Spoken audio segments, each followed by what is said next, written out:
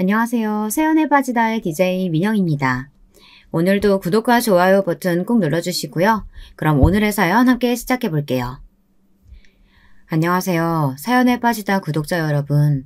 저는 큰며느리이자 가정주부로 살고 있는 40대 초반의 여성이에요. 오늘은 의사 동서만 이뻐라는 제 시어머니를 고발하기 위해 여기 사연에 빠지다에 글을 쓰게 되었습니다. 도대체 어떤 일이 있었는지 여러분들도 끝까지 들어보시고 저에게 응원하는 마음으로 댓글 달아주셨으면 좋겠어요. 그럼 제 이야기를 시작해 볼게요. 혹시 제가 글을 두서없게 쓰더라도 너그럽게 양해해 주셨으면 좋겠습니다. 저는 어렸을 때 대구 옆에 붙어있는 경산이라는 시골에서 자랐습니다. 아버지는 남의 집 소작농사를 지으셨고요. 가족관계는 아버지, 어머니와 3살 위의 오빠, 저 이렇게 4명입니다. 저희 아버지는 제가 태어나고 3달이 채 안 되어 집을 나가고 말았습니다. 동네에 살던 어린 여자와 눈이 맞아 제가 태어나기 전부터 바람을 피우셨다는데요. 제가 태어난 후 어머니를 버리고 그 어린 여자와 살림을 차려 집을 나가셨다고 합니다.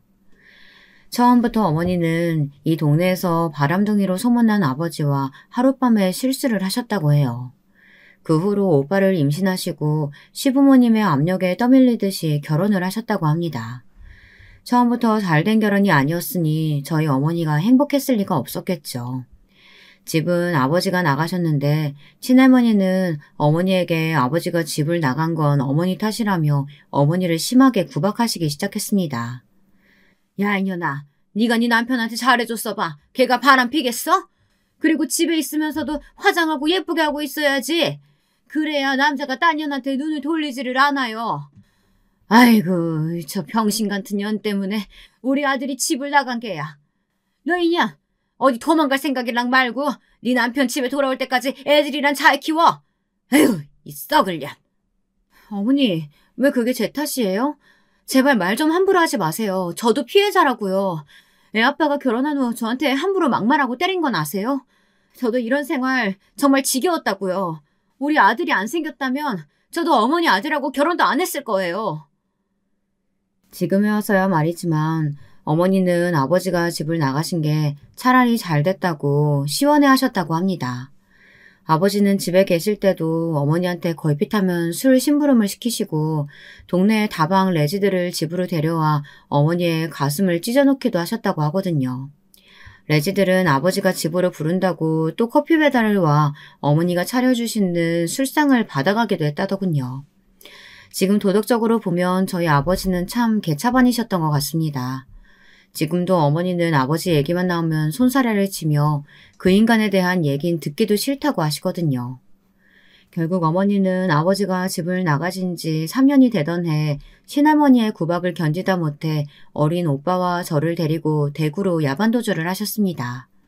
그때 오빠는 6살, 저는 3살이었다고 해요. 저희 친할머니 댁은 우리가 살던 집 옆에 옆집이었습니다. 그래서 어머니는 새벽에 몰래 저희들을 데리고 간단히 짐을 싸 고향을 떠나왔습니다. 그렇게 어머니는 대구 시내에서 달새방을 얻어 저희들을 키우셨죠. 그리고 생활비를 벌기 위해 남의 집에서 파출부 일을 하셨어요. 할 수 있는 것이 집안일밖에 없었던 터라 어머니는 어쩔 수 없으셨다고 해요. 옆집 아줌마한테 사정사정해 애들을 봐달라고 부탁한 다음 어머니는 아침 8시부터 밤 8시까지 큰 부잣집에서 가정부로 일을 하셨습니다. 아유, 나도 자기가 너무 딱하니까 애들 봐주는 거긴 한데 우리 애도 있어. 그러니까 내가 공짜로 봐주긴 좀 그렇고 한 달에 10만 원은 어떻나? 내가 하루에 12달 일해서 받는 돈이 한 달에 80만 원인데 어떻게 10만 원을 줘? 응? 조금만 깎아줘. 제발 부탁이야, 영우 엄마. 옆집 아줌마는 엄마를 가재미처럼 흘겨보며 그럼 단돈 5만 원이라도 달라고 하셨습니다. 어머니는 그렇게 한 달에 5만 원을 주고 우리를 옆집 아줌마 애들과 같이 낮 동안 봐달라고 부탁했어요. 그러나 옆집 아줌마는 저희들에게 잘 대해주기는커녕 집안일도 시키고 밥도 제대로 주지 않았습니다. 게다가 걸핏하면 오빠와 저에게 소리를 지르고 말 안 듣는다고 손찌검까지 하셨어요. 그 나쁜 여자는 교묘하게 저희 엄마가 제대로 알아보지 못할 곳만 골라서 때렸습니다. 배라든지 팔뚝이란지 그런 곳을 말이죠. 우리 남매는 엄마가 가정부로 일하러 가시면 옆집 아줌마 집으로 가는 것이 너무나도 싫었어요. 눈칫밥도 얻어먹기 싫었고 말 안 듣는다고 머리 툭툭 때리고 막말하는 아줌마가 정말이지 꼴도 보기 싫었거든요. 그런데다가 그 아줌마는 자기 아들하고 우리들을 완전히 차별하면서 키웠습니다. 그 집 아들이 보고 싶다는 TV만 틀고 우리들은 그 집 아들이 TV 만화 프로그램 보는 동안 영호의 방을 청소해야 했습니다. 엄마, 나 옆집 아줌마네 안 갈래. 이제 우리 둘이 우리 집에서 지내도 되잖아. 그 아줌마 진짜 싸가지 없단 말이야. 그 집에 5만 원씩이나 줄 필요 없어. 내가 동생 데리고 엄마 올 때까지 집안일 잘하고 있을 테니까 옆집에만 보내지 말아줘. 어? 왜 그러니? 영엄마가 너희들한테 잘해주지 않아? 니들 둘이 밥 굶고 있을까봐 그랬지. 그래, 알았어. 그럼 네가 동생 잘 보고 있어야 한다. 오빠는 7살에 초등학교에 들어가자마자 엄마한테 이렇게 말했습니다. 어머니는 오빠의 의견을 받아들여서 우리 남매는 그 나쁜 옆집 아줌마의 학대에서 벗어날 수 있었어요. 어머니는 우리가 매일 점심, 저녁까지 먹을 밥을 많이 해놓고 일을 하러 나가셨습니다. 저는 학교 수업이 끝나면 오빠네 교실 앞에 가서 오빠 수업이 끝나기만을 기다려 같이 집으로 왔습니다. 오빠는 밥을 차리고 저는 설거지를 하고 이렇게 집안일도 나눠 하고요. 관원에서 집에 TV가 없었지만 라디오를 들으며 어린 시절을 보냈습니다. 집에 어른이 없었기 때문에 오빠는 저에게 어른 노릇을 하려고 했어요. 가정환경 때문에 오빠는 비교적 일찍 철이 들었거든요. 어릴 적에 아버지가 집을 나가신 것도 있고 집안에 남자는 오빠밖에 없으니 어머니도 은근히 오빠가 커가며 오빠한테 의지를 많이 했던 것 같습니다. 오빠는 어머니가 항상 자식들 때문에 고생하신다고 했어요. 그러면서 우리들이 어머니의 속을 썩이는 것은 말도 안 되는 일이며 모든 것을 알아서 척척 다 해야 한다고 저에게 교육을 시키곤 했습니다. 저는 그런 오빠에게 미덥지 못한 여동생이었던 것 같아요. 그래서 오빠에게 혼도 많이 나고 매일 야단도 맞았어요. 오빠는 저에게 수학이나 학교 공부를 가르쳐 주었어요. 오빠는 공부를 잘했거든요. 하지만 저는 공부에는 소질도 취미도 없었습니다. 오빠가 하는 소리는 하나도 귀에 들어오지 않았어요. 그저 인형 옷을 갈아입히며 노는 것만 좋았어요. 옛날엔 마론 인형이 있었지만 저희 집은 가난해서 그런 비싼 미미나 바비 같은 건 구경도 못했죠. 그래서 저는 달력을 두껍게 만들어 여러 개 붙인 후 거기다 인형을 그려 종이 인형을 만들어 놀았습니다. 저의 취미는 그림이었습니다. 오빠는 저에게 그래봤자 미대에는 못 간다고 다른 공부를 하든 상고를 가라고 잔소리를 했습니다. 하지만 저는 수학도 숫자도 다 싫었어요. 그저 여자아이를 그리고 옷을 그리는 것이 좋았습니다. 오빠가 고등학교를 졸업하고 서울에 있는 대학교에 합격했을 때 엄마는 눈물을 흘리시며 기뻐하셨죠. 저는 그때 중학생이었는데 반에서 중간 정도의 평범한 성적으로 무난한 학교 생활을 하고 있었습니다. 그래서 어머니는 애당초 저에겐 어떤 기대도 하지 않으셨죠. 그저 고등학교나 잘 들어가고 졸업해서 돈이나 벌라고 하셨습니다. 오빠는 4년 장학금을 타며 대학을 마쳤고 대학을 다니는 동안에도 어머니에게 손을 절대로 벌리지 않았어요. 과외라든가 막노동 등 다른 아르바이트들을 하면서 혼자 힘으로 대학을 다녔거든요. 요즘도 어머니는 저희 오빠 같은 효자가 없다고 하십니다. 그렇겠죠. 오빠는 집안을 일으킬 기둥이라며 어머니는 오빠를 거의 떠받들어 주셨거든요. 그거에 비하면 어머니는 저한텐 거의 관심이 없으셨습니다. 그저 어디 가서 사고나 치지 말라고 하셨습니다. 저는 그런 엄마에게 서운한다면 서운했지만 오빠와 제 차이를 모를 정도는 아니었어요. 그런 말을 들을 때마다 저는 귀를 막고 제 방으로 들어가 버렸습니다. 그리고 미친 듯이 그림만 그려댔어요. 저는 나중에 고등학교를 졸업하고 그림 그리기가 특기가 되어 패션 쪽에 일을 하게 되었습니다.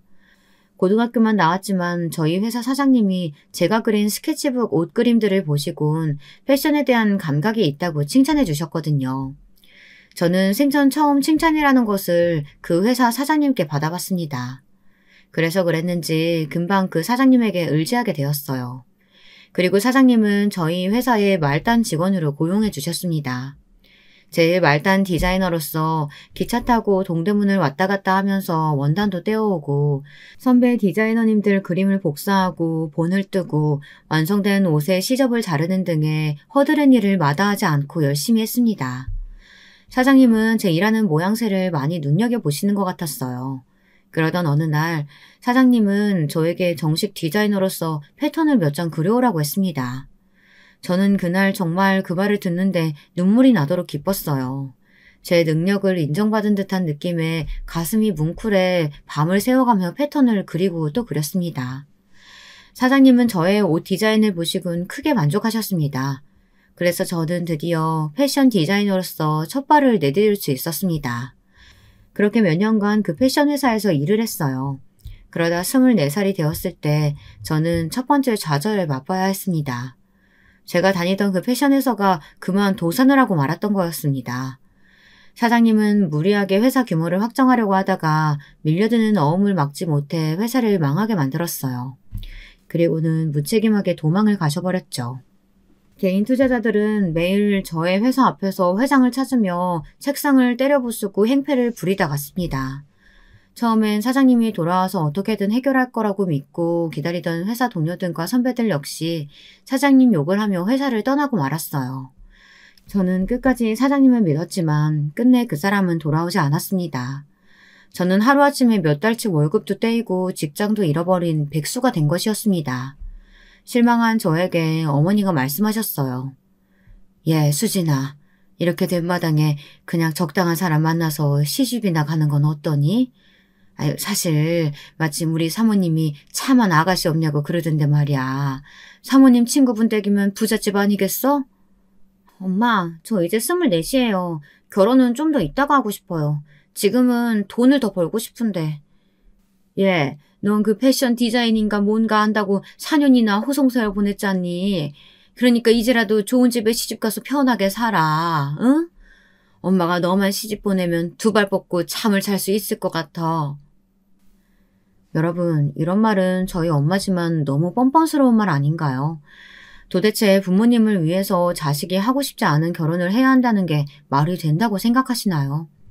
하지만 저희 엄마는 고집을 꺾지 않으셨어요. 그때 오빠는 27 나이에 대기업 신입사원으로 들어가 있었거든요. 그래서 백수인 저와는 여러모로 비교되는 생활을 하고 있었죠. 장래가 촉망되는 유능한 신입사원, 그것도 서울에서 내노라 하는 기업의 본사 근무자였으니까요. 알고 봤더니 어머니는 저를 시집 보냄으로써 어머니가 벌고 있는 돈은 전부 오빠 밑으로 보내려고 하셨던 속내가 있으셨더라고요. 그 당시엔 몰랐지만 나중에 그 사실을 알고 저는 어머니가 너무나도 원망스러웠어요. 여자라고 대학도 안 보내주더니 이젠 하기 싫은 결혼까지 강요해가며 저를 마치 짐짝 치우듯이 치워버리려고 하셨다는 것을 알게 되니 집구석에 하나도 정이 들지 않았어요. 정말 친엄마가 맞나 싶은 게 어머니에 대한 좋은 생각도 나지 않았고요. 저는 그렇게 억지로 남편을 만나 결혼을 하게 되었습니다. 남편은 제가 사회에 나와 중매로 만난 첫 남자였습니다. 그쪽 역시 어머니가 하도 사과를 해대서 내키지 않았지만 선을 보러 나온 거라고 말하더군요. 당신도 어머니가 억지로 결혼하라고 많이 압박을 하시는 모양인데 저도 그렇거든요. 그렇다면 그냥 우리 둘이 결혼을 하는 건 어떤가요? 그래야 이 지긋지긋한 어머니들 잔소리에서 벗어나기도 할 거고. 그런데 그쪽은 나이도 많지 않은데 왜 어머니가 선을 보라고 하십니까? 글쎄요. 저도 우리 엄마한테 왜 저를 이렇게 못살게 구는지 물어보고 싶을 정도예요. 좋아요. 저도 이 결혼으로 지긋지긋한 엄마 잔소리를 더 이상 듣지 않게 된다면 당신이랑 결혼해도 좋다고 생각해요. 어차피 더 이상 손도 보고 싶지 않고요. 그럼 결혼해요. 남편이 저를 데리고 시댁에 가서 결혼하겠다고 인사를 드리던 날이었습니다. 저희 시어머니는 정말 얘가 좋으냐면서 저를 옆눈으로 흘겨보셨어요. 아들이 선을 본다고 했지만 정말 첫 번째로 선본 여자와 정말 결혼할 거라는 생각은 전혀 안 하셨나 보더라고요. 그래서 본의 아니게 남편은 시어머니에게 엿을 먹이게 된 거나 마찬가지고요. 제가 남편 뜻이 궁금해 나중에 물어봤거든요. 왜 처음부터 선본 저와 결혼할 생각을 품었냐고요. 그랬더니 남편은 시어머니가 너무 얄미워서 나를 선택한 것도 있다고 하더군요. 처음 봤을 때 저도 심드렁한 표정이었고 자기랑 같은 이유로 손자리에 나왔다고 하니 동질감이 느껴졌다나 뭐라나. 이런 말을 듣고 나니 남편이 더 좋아졌어요. 마음이 통하는 구석이 있는 것 같아서요. 그 후부터 남편은 저의 첫 번째 이해자가 되었습니다. 제가 시댁에서 시어머니에게 구박당하고 집에 와 남편에게 화풀이를 할 때마다 남편은 말없이 저를 안아주며 자기 어머니가 못된 것은 아주 잘 알고 있으니 나보고 참으라고 위로를 해주더군요. 그래서 아직까지 남편과는 큰 싸움 한 번 없이 잘 살고 있는 것인지도 모르겠습니다. 그런데 문제는 별난 성격을 가지신 제 시어머니였어요. 저희 친정엄마도 오빠와 저를 티나게 차별하신 나쁜 부모였지만 시어머니는 더 그러시더군요. 저희 시부모님은 아들 삼형제를 두셨는데요. 시아버지는 집에서 발언권이 거의 없는 처지셨어요. 게다가 시아버지는 키도 몸집도 보통 남자들보다 작고 심약하신 분이었거든요. 그래서 시댁에서 제일 말빨과 권력이 있는 분은 바로 저희 시어머니였습니다. 그런데 제 시어머니의 문제는 공부 잘하는 사람, 돈 많이 버는 사람만 사람 취급을 한다는 것이었어요. 제 남편은 첫째인데 공부를 잘 못했고 둘째 서방님이 아주 머리가 좋아 서울대를 나왔거든요. 그러다 보니 시어머니는 첫째인 남편보다 둘째 서방님을 더 좋아하고 편애하는 것이 아주 눈에 보일 정도였어요. 그리고 시어머니는 아주 자랑스럽게 자기 자식들을 편애한다는 것 자체도 숨김없이 다 드러내시더라고요. 참 그런 건 정말 어른스럽지 못한 부분이 아닌가 싶어요. 예를 들면 결혼 생활을 하던 중 이런 일이 있었습니다. 제가 결혼 10년 차 정도 되었을 때였습니다. 그때가 제 나이 35이었거든요. 그런데 둘째 서방님과 둘째 동서는 저보다 나이가 다들 많았어요. 왜냐하면 제 남편이 저랑 10살 차이가 났고 35에 결혼을 했는데 그때 둘째 서방님은 33이었거든요. 저는 25 아주 어린 나이에 10살이나 위인 남편과 결혼을 했으니 둘째 서방님이 저에게 형수님 해준 것도 그나마 많이 봐준 거라고 생각합니다. 둘째 서방님은 저희들이 결혼한 후 바로 서울대 동문인 둘째 동서와 결혼을 했습니다. 서방님은 경제학과였고 둘째 동서는 의대를 나와 의사였습니다. 과목은 산부인과였고요. 그렇다 보니 둘째 서방님 내외는 둘이서 아주 시어머니의 큰 자랑거리로 등극을 했죠. 시어머니는 의사 동서를 위해 산부인과 병원을 차리는데 거금 1억을 보태주시기도 하는 등 동서의 마음에 들려고 아주 열성적이셨습니다. 아유, 네가 우리 집안 복덩이다. 큰아들이랑 결혼했으면 좋았겠지만 네가 우리 큰애 상대로는 아마 마음에 안 들었을 거야. 쟤는 지잡대 나와서 겨우 식품공장에서 공장장이나 하고 있거든. 우리 집안 자랑거리인 둘째 아들이 너랑 결혼해서 다행이야 얘. 역시 끼리끼리 논다는 말이 맞는가 보다. 둘째 서방님은 펀드 매니저로 테헤란로에서 유명한 증권사에 다녔어요. 그러니 그 사람들은 연봉이 두 부부 합쳐 2억이 넘었을 거예요. 그러다 보니 둘째 서방님은 시댁에서 무슨 행사가 있거나 시부모님께서 해외여행을 가고 싶다고 하시면 주로 어머니가 그러셨지만요. 그 비용을 다 내드리다시피 했습니다. 제 남편이 자기도 첫째 아들이니 돈을 단 얼마라도 몇십만 원이라도 보태겠다고 하면 둘째 서방님은 꼭 이런 말을 했었습니다. 옆에서 둘째 동서도 얄밉게 한마디 말을 보탰고요. 괜찮아. 형은 애들도 셋이나 있고 집안 형편 좋지 않잖아. 내가 많이 벌고 있으니까 내가 낸다는데 무슨 상관이야. 형제간에 무슨 자존심 싸움 할 일 있어? 돈도 많은 사람이 더 내는 건 당연한 거지 뭘 그래. 아니 그래도 나는 큰아들인데 뭐라도 해드리고 싶어서 그래. 자존심 내세우는 게 아니라 어머니 용돈이라도 드리고 싶어서 그러는 거야.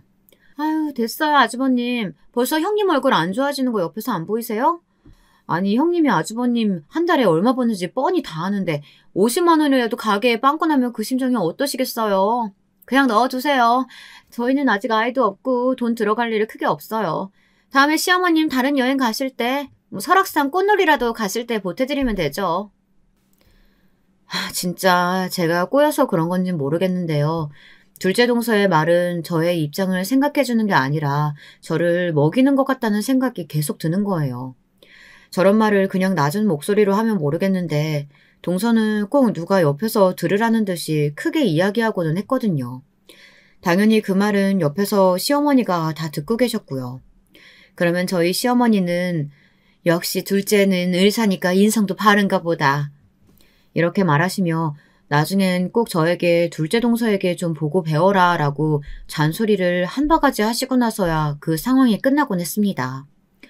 그러니 제가 둘째 동서를 좋게 볼래야 볼 수가 없었죠. 둘째 서방님은 뭐 말할 것도 없었고요.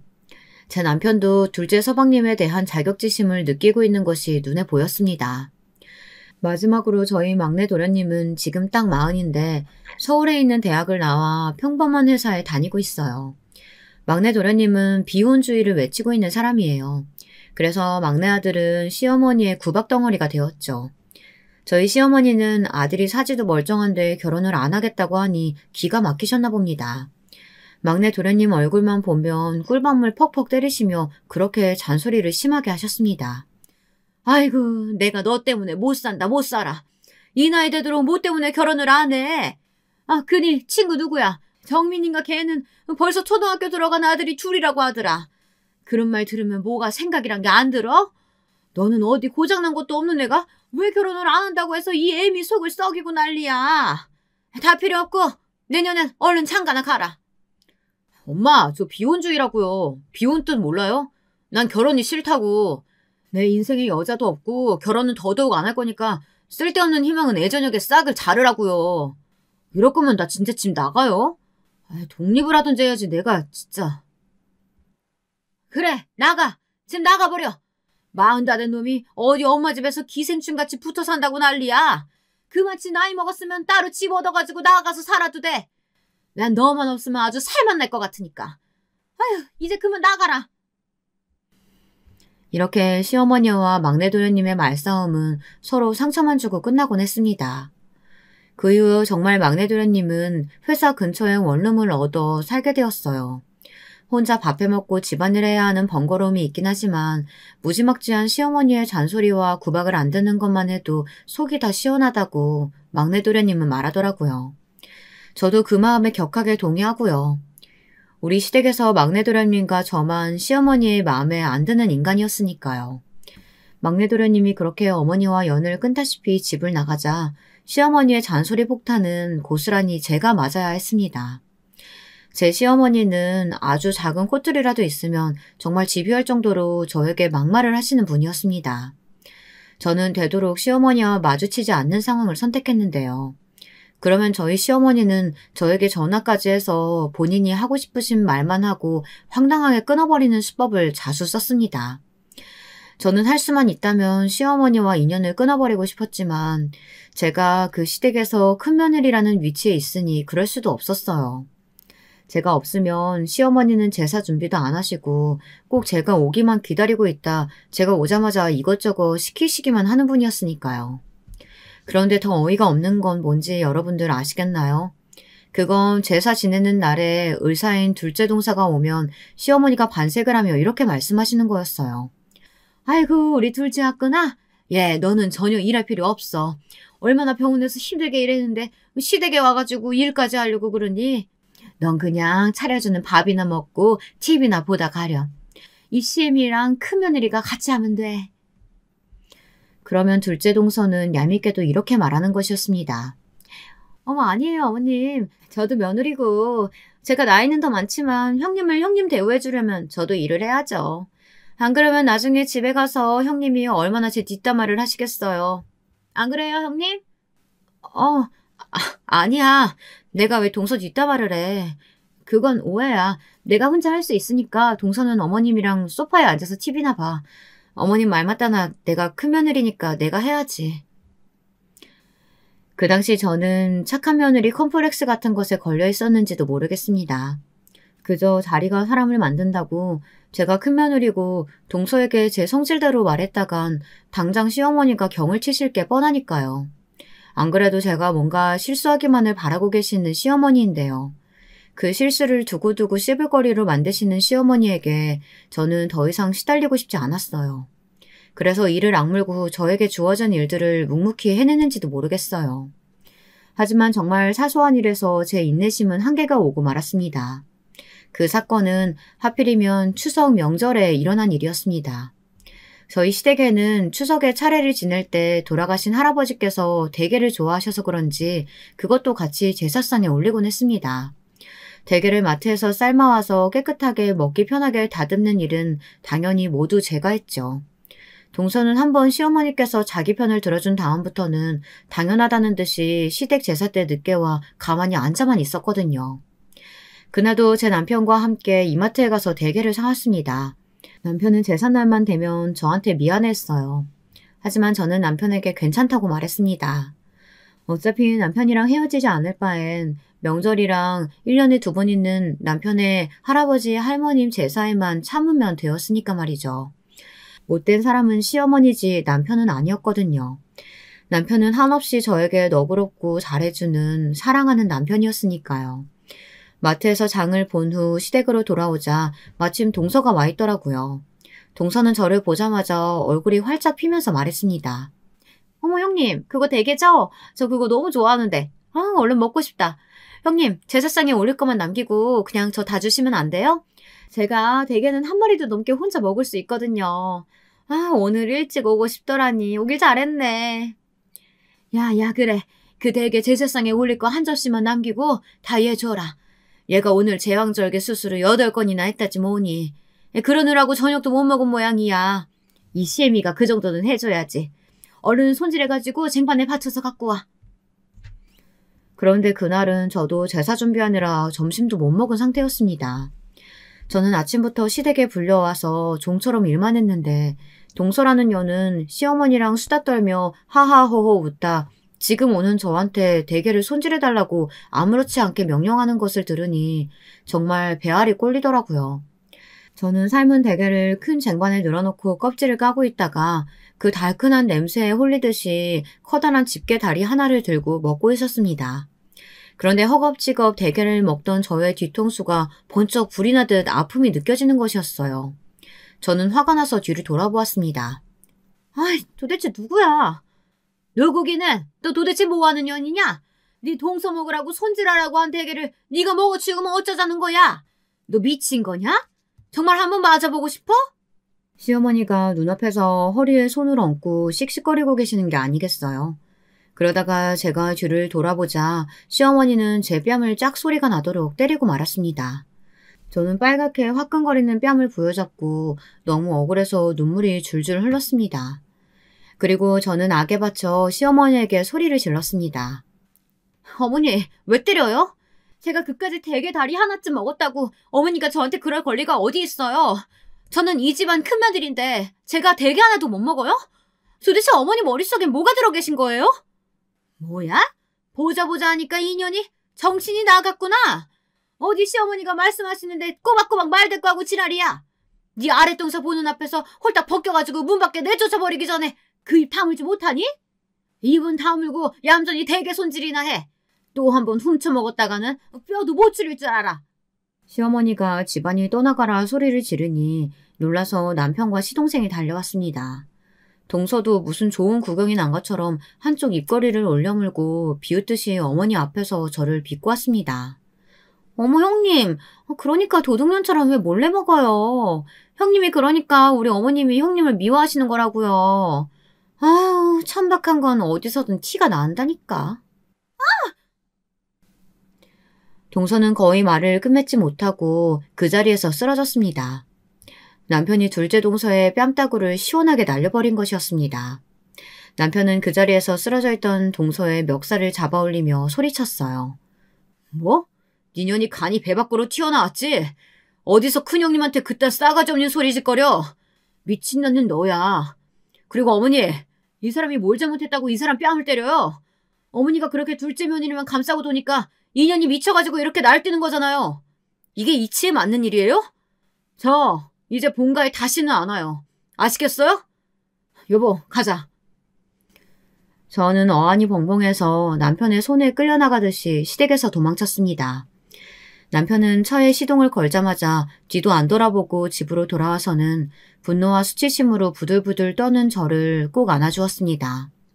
그리고 울면서 저에게 시어머니 대신 사과를 했습니다. 미안하다고. 자기 어머니가 이제껏 했던 행동과 말들에 대해 잊을 수는 없겠지만 자기를 봐서 용서해 달라고요. 그리고 앞으로는 자기가 시어머니에게 더 적극적으로 저를 괴롭히지 못하도록 말을 해주겠다고 하더군요. 저는 미안해하는 그 사람에게 한마디 말하지 못하고 그저 남편의 품에서 엉엉 소리내어 울기만 했습니다. 그동안 서러웠던 것들이 한꺼번에 파도처럼 밀려와서 도저히 참을 수가 없었어요. 아이들은 셋 다 쪼르르 달려나오더니 아버지가 어머니 때린 거냐며 남편에게 화를 냈고 저는 그런 거 아니니 걱정하지 말라고 아이들을 안심시켰어요. 그랬더니 첫째 아들이 미간을 찌푸리며 말했습니다. 그럼 할머니가 어머니 괴롭히신 거 아니에요? 아버지, 제발 엄마 데리고 그 지옥 같은 친할머니 집에서 나와요.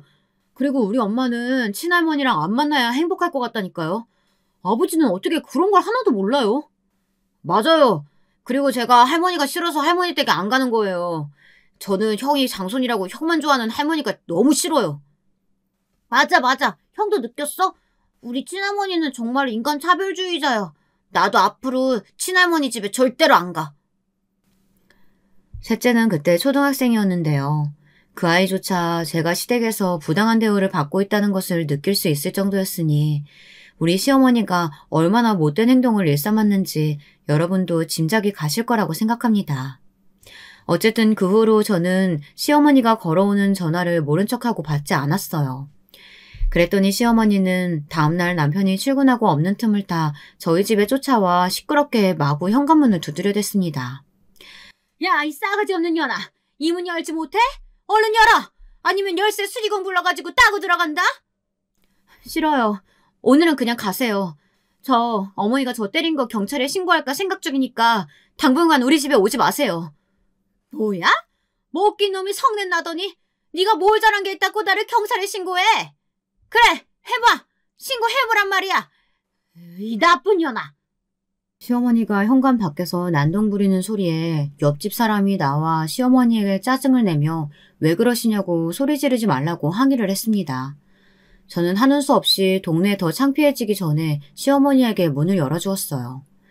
시어머니는 저희 집에 들어오자마자 제 머리채를 잡아채셨어요.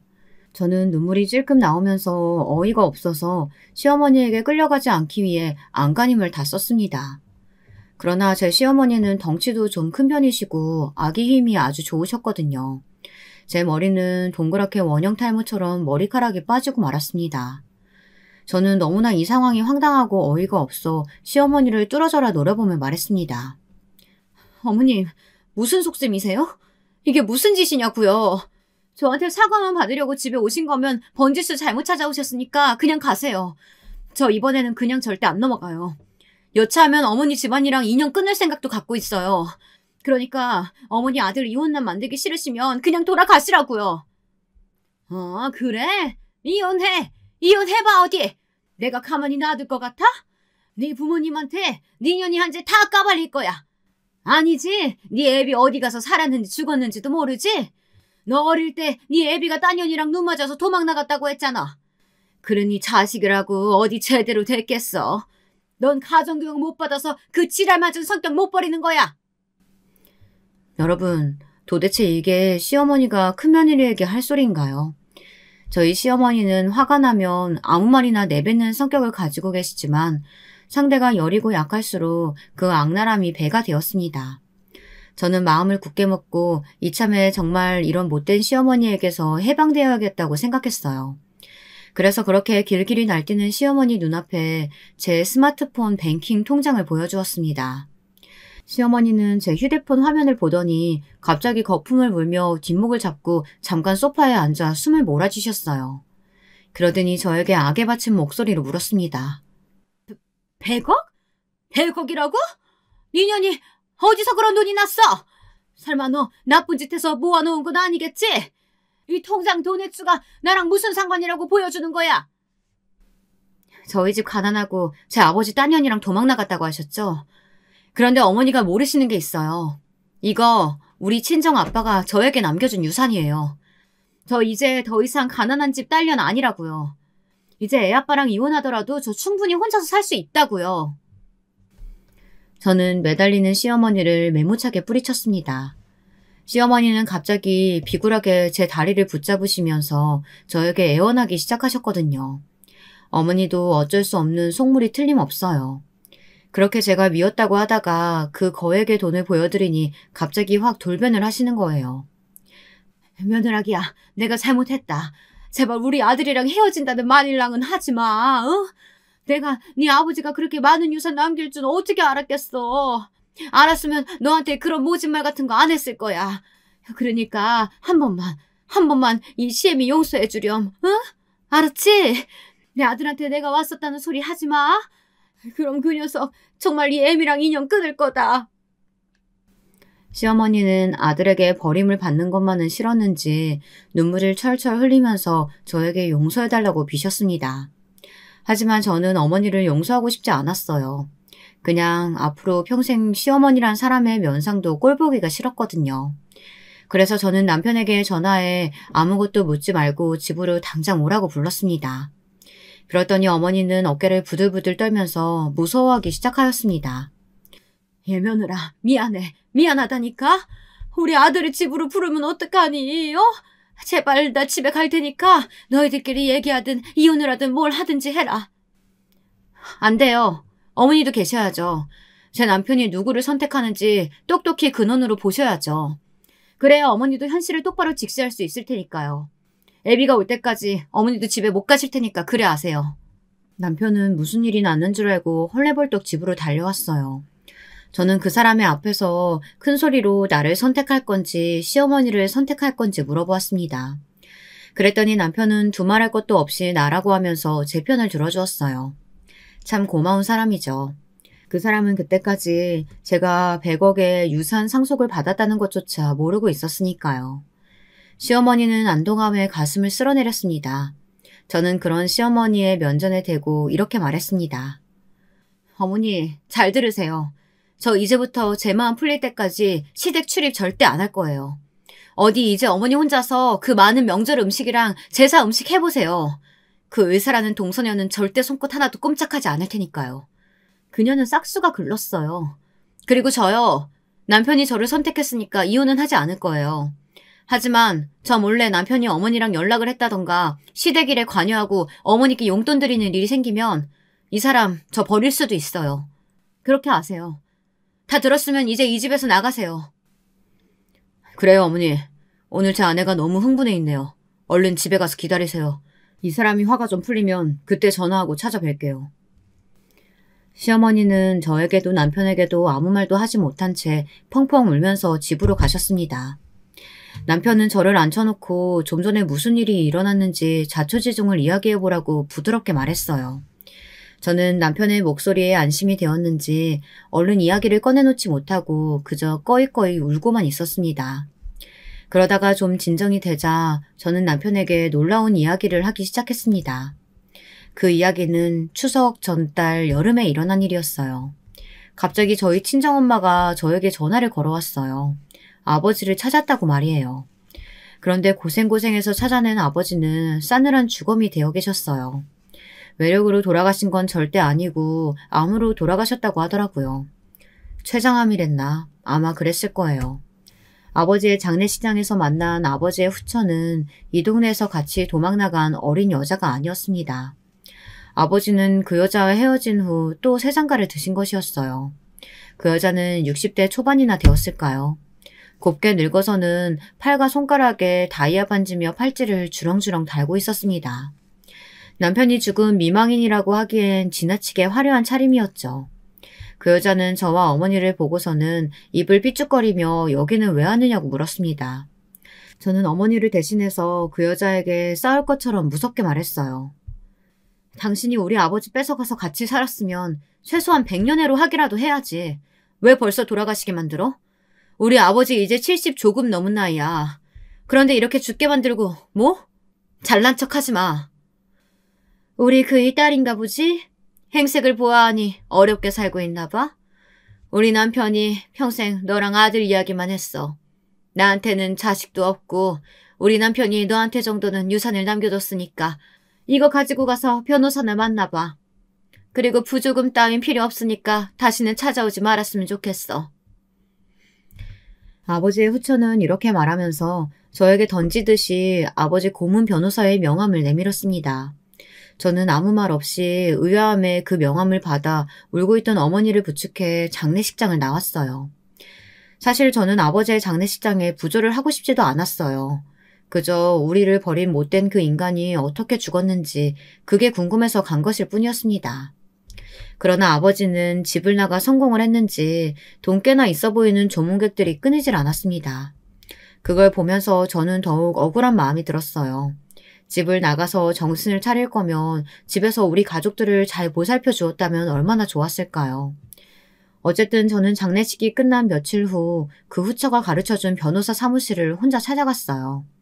아버지는 고문 변호사까지 따로 줄 정도로 돈을 많이 벌었나 봐요. 그 사람은 제가 이름을 댔더니 흰 봉투 서류를 몇 개 내놓고 나서 말을 이었습니다. 회장님이 따님과 아드님 이야기를 많이 했습니다. 회장님은 돌아가시기 전까지 자식들의 얼굴 보기를 희망하셨지만 지금 사모님이 절대 찾지 못하게 하셨죠.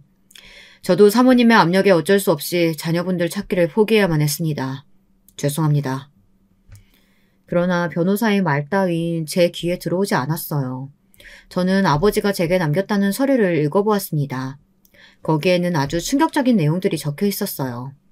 아버지는 몇백억의 재산을 가진 부자였고 아버지의 현 배우자가 그 돈의 반을 가져가도 따로 저에게 100억의 유산을 상속한다는 내용이었죠.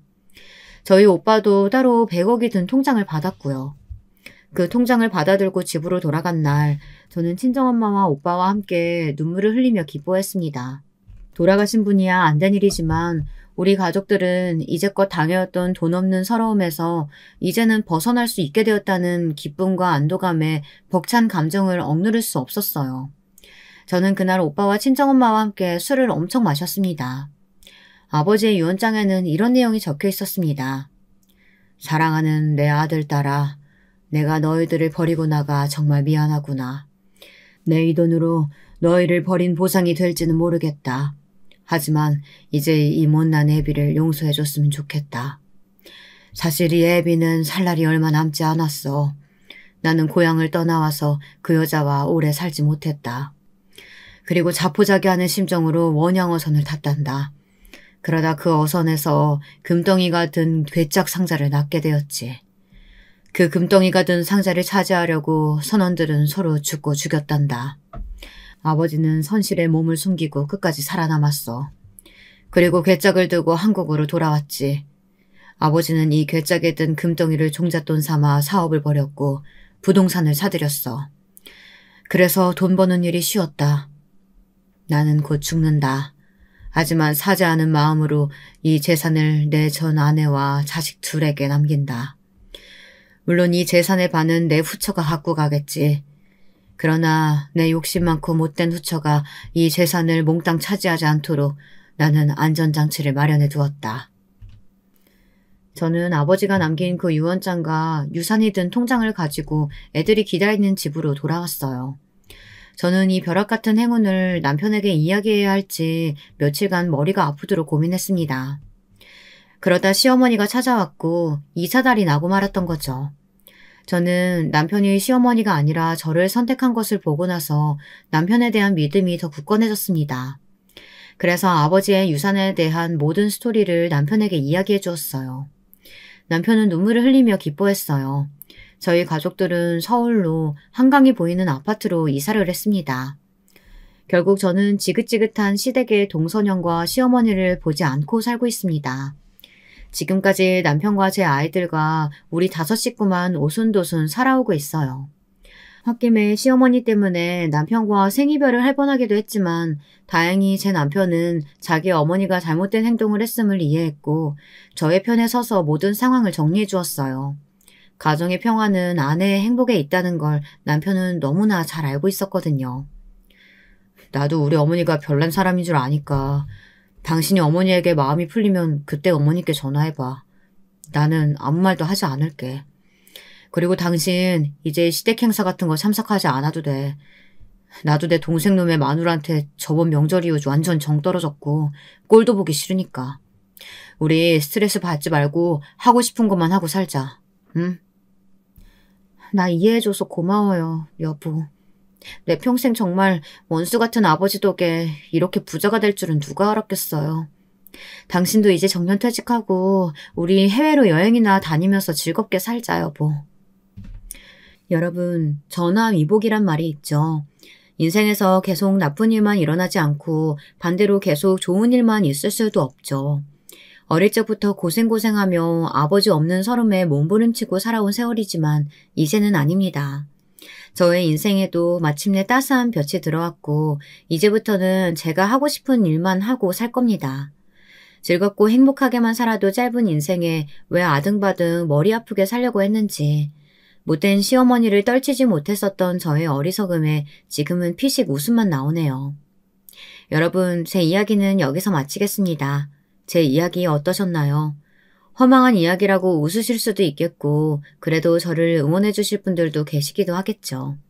어느 쪽이든 저는 상관없습니다. 어차피 인생은 한 가지 방향이 아니라고 생각하니까요. 저의 두서없는 긴 글을 읽어주셔서 감사합니다. 쌀쌀한 날씨에 감기 조심하시고 여러분들의 가정에도 행복이 깃드시길 바랍니다. 여러분, 두 번째 사연 시작하기 전에 좋아요와 구독 꼭 눌러주실 거죠? 그럼 두 번째 사연 바로 시작합니다. 이번 사연은 속이 시원해지기도 하면서 또 한편으로는 속이 답답한 듯 아려오는 이야기가 될 것 같아요. 애증이 느껴지는 이번 이야기도 저와 함께 해보시겠어요? 여러분 안녕하세요. 저는 평소에 사연에 빠지다를 꼬박꼬박 시청해왔던 50대의 중년 애독자입니다. 저는 요즘 표현에 따르자면 속도 위반을 통해서 결혼을 하게 되었던 사람입니다. 혼전 임신이라고도 하죠. 저의 남편을 처음 만났을 때 제 나이가 20살이었습니다. 경기도의 어느 여자 상업고등학교를 졸업한 이후 저는 직장을 잡아서 일을 하던 중이었습니다. 당시에 대학교 진학은 꿈도 안 꿔봤던 것 같아요. 저보다 5살 위에 친오빠가 대학을 갔었는데 중퇴를 했습니다. 저희 친정부모님 표현에 따르자면 이상한 친구들을 만나서 나쁜 사상에 물이 들었고 그렇게 비이상적인 것을 쫓느라 대학 생활은 뒷전이었다는 것입니다. 요즘의 대학과는 많이 달라서 그때는 대학 생활이라는 것이 통상적으로 고되지 않았던 것으로 압니다.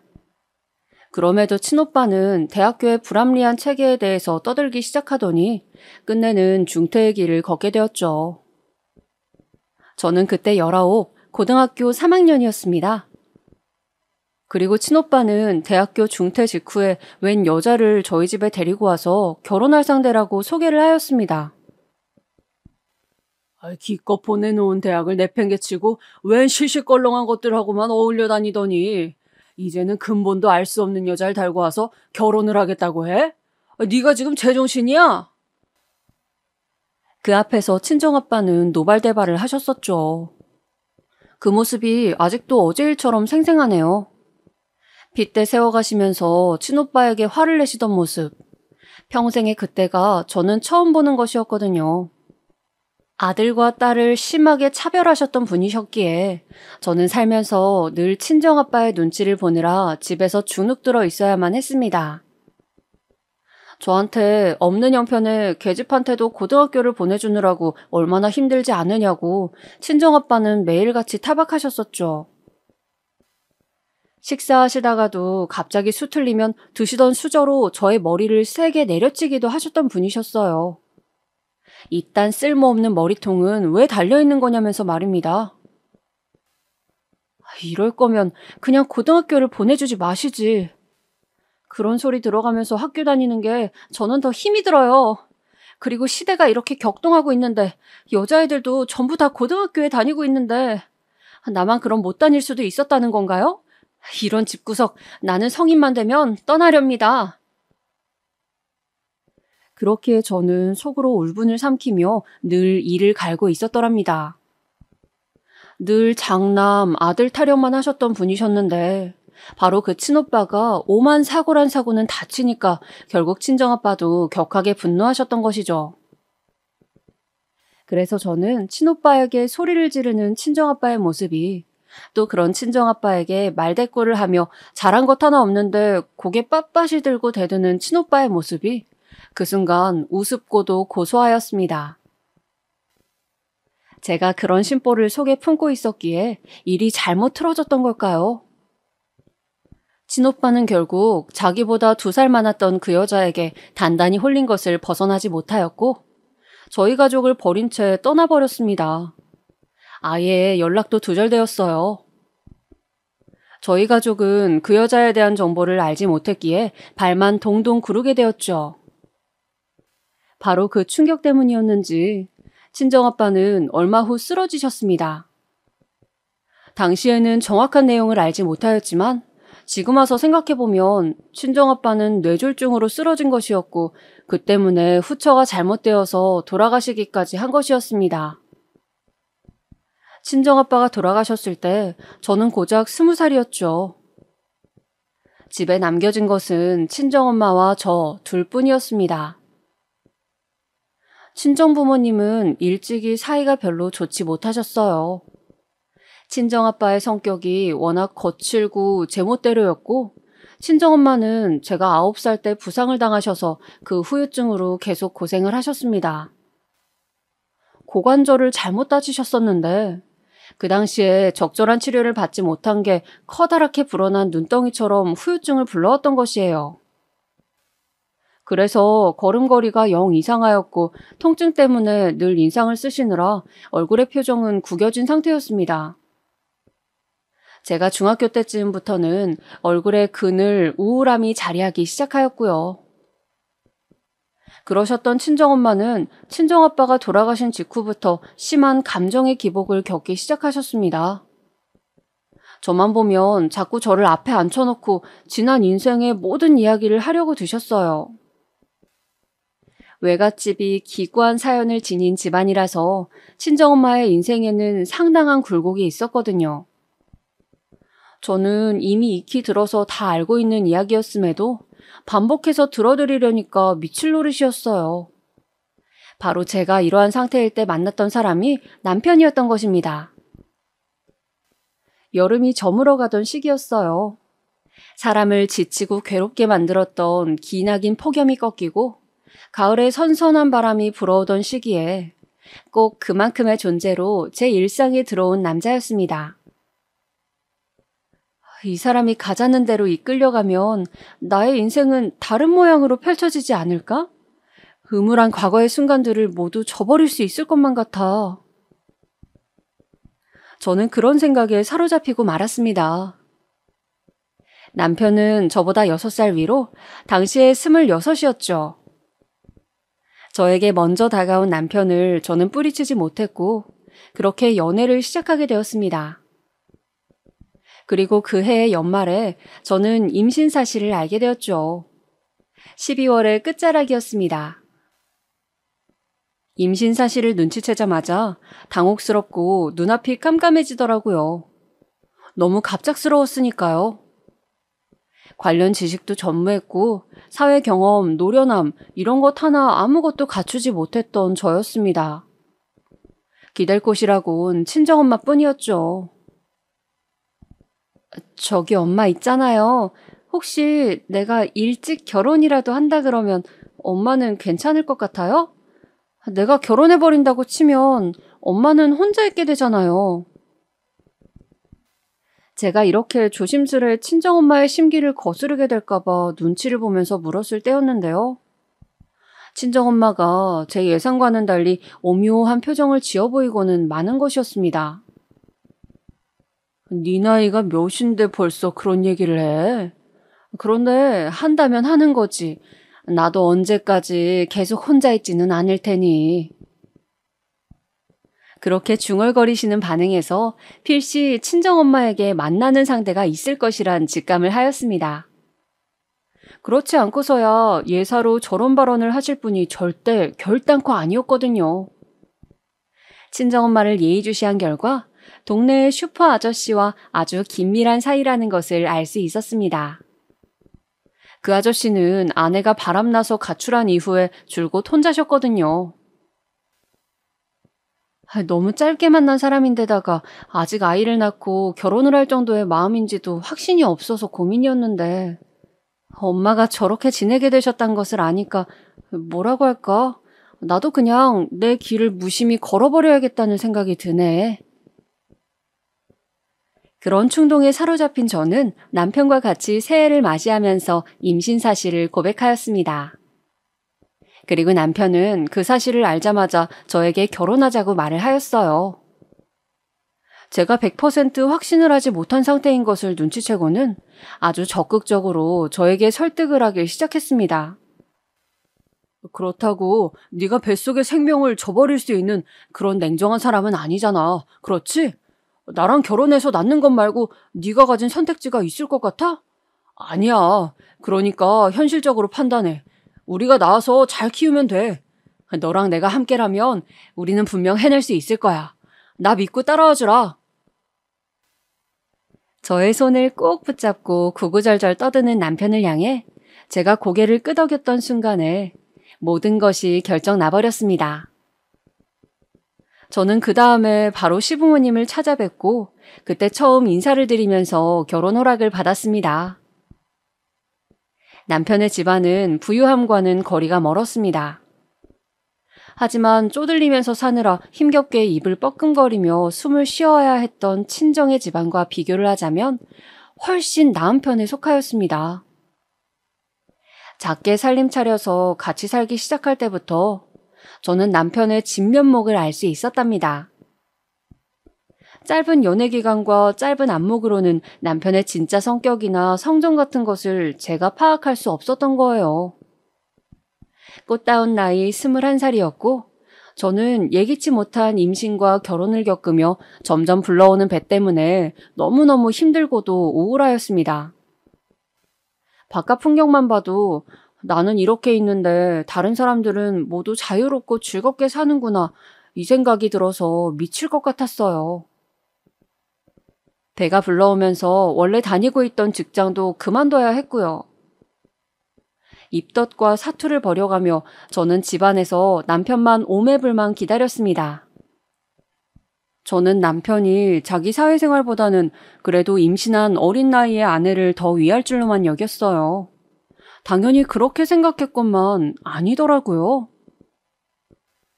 오빠, 또 술 마시고 들어온 거야? 이번 주 내내 하루도 빠짐없이 술 마시고 온 거 알아? 어쩜 사람이 이래. 말로만 안 마시겠다 해놓고 안 지키면 그게 사람 우롱하는 거 아니면 뭐야? 내가 바깥 생활 좀 하다 보면 술도 마시고, 집에 오는 게 늦어지고 그런 거지. 너는 종일 집에만 있는 애가 뭐가 그렇게 맨날 불만이 많아서 나한테 화풀이야. 심심해서 뇌가 어떻게 됐냐? 결혼 직후부터 출산일까지 저희 두 사람은 대부분의 날을 싸웠습니다. 이건 과장을 보태지 않은 사실이에요. 가장 행복하고 깨를 볶으면서 지냈어야 할 신혼 초기에 저희는 그렇게나 자주 싸웠는데 모든 원인은 다 술 때문이었습니다. 남편은 언제나 그 술, 그리고 술자리를 저보다 더 우선순위에 두었어요. 자기 입으로는 절대 아니라고 하는데 행동으로는 이미 그렇게 보였던 걸 어쩌나요? 연애 기간 동안에는 알지 못한 면모였어요. 자기 아이를 임신한 어린 아내를 두고 새벽 3시까지 술 마시다가 들어오던 남편. 늘 만취 상태로 돌아왔죠.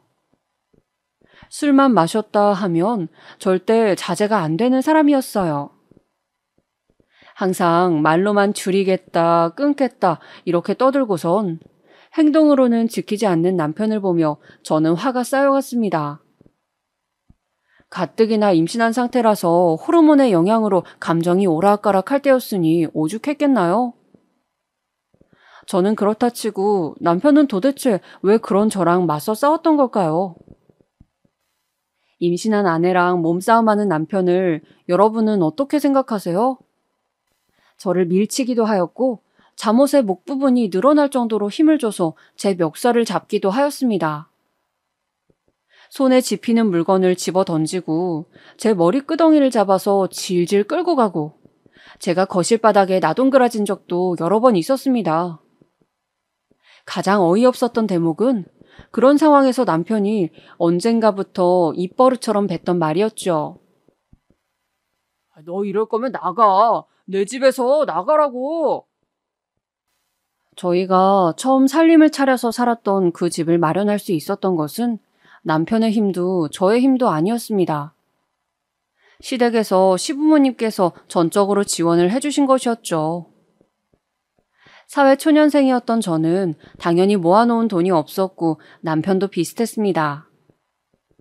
그런데 자기 부모가 해준 집이니 자기 것이라면서 저보고 얹혀 사는 주제에 뻔뻔하기가 그지없다고 하였습니다. 내가 혼자 임신했어? 그리고 이 뱃속의 아이가 나만의 아이야? 아니잖아. 오빠가 이 아이 아빠잖아. 그런데 어떻게 이런 행동을 할 수가 있어? 대체 사람은 맞니? 이래서 집안 배경 보고 결혼했어야 했는데 땡전 한 푼 나올 곳 없는 너네 집구석만큼이나 너도 참 별 볼 일 없다. 너를 겪어보고 살아볼수록 알겠다.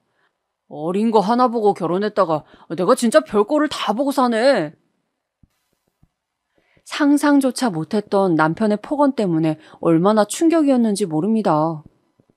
특히 그런 폭언을 처음 들었던 날은 너무 정신적인 충격이 커서 물 한 모금을 못 마셨어요.